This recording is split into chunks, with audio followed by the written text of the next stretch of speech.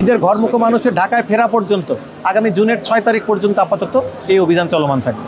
কিন্তু আমরা আশা করছি যে গতবারের ঈদের যে সমস্ত ছোটোখাটো আমরা অভিযোগ পেয়েছি, এই ঈদে আমরা সেই অভিযোগগুলোও পাবো না এমনটা আমরা আশা করি। আপনারা জানেন যে গতবার ঈদে আমাদের যে এক্সিকিউটিভ ম্যাজিস্ট্রেট বৃন্দ আমাদের সারা বাংলাদেশে হয়তো প্রায় 15 থেকে 20 জন এক্সিকিউটিভ ম্যাজিস্ট্রেট দায়িত্ব পালন করেছিলেন।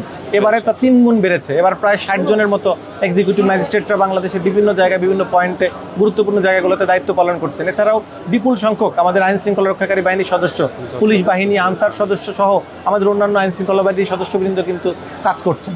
এবং আমরা সাধারণ মানুষকে দেখেন, আপনারা কিন্তু এই স্টিকারগুলো কিন্তু গতবার দেখেন নাই, এবং এটা কিন্তু শুধুমাত্র আমাদের এই টার্মিনালের কাউন্টারে না, প্রত্যেকটা বাসে, আপনারা যে কোনো বাসে ঢুকলেই দেখবেন যে সেই বাসের মধ্যেও কিন্তু দৃশ্যমান স্থানে স্টিকারটা দৃশ্যমানভাবে টানানো আছে, যাতে যে কোনো সাধারণ মানুষ চাইলেই সেই স্টিকারে তার ভাড়াটা কত এটি দেখে নিতে পারে।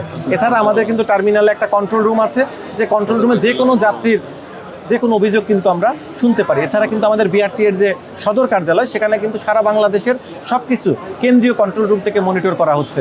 যে কোনো জায়গার যে কোনো অভিযোগের প্রেক্ষিতে কিন্তু তাৎক্ষণিকভাবে এটি নির্দেশনা দেওয়া হচ্ছে এবং সেটি সব তাৎক্ষণিকভাবে সমাধান করা হচ্ছে। আমরা আশাবাদী যে বিগত যে কোনো ঈদযাত্রার চেয়ে এবারের ঈদযাত্রাটি নিরাপদ, নির্বিঘ্ন এবং সুন্দর হবে। এ ব্যাপারে আমরা আপনাদেরও সহযোগিতা চাই।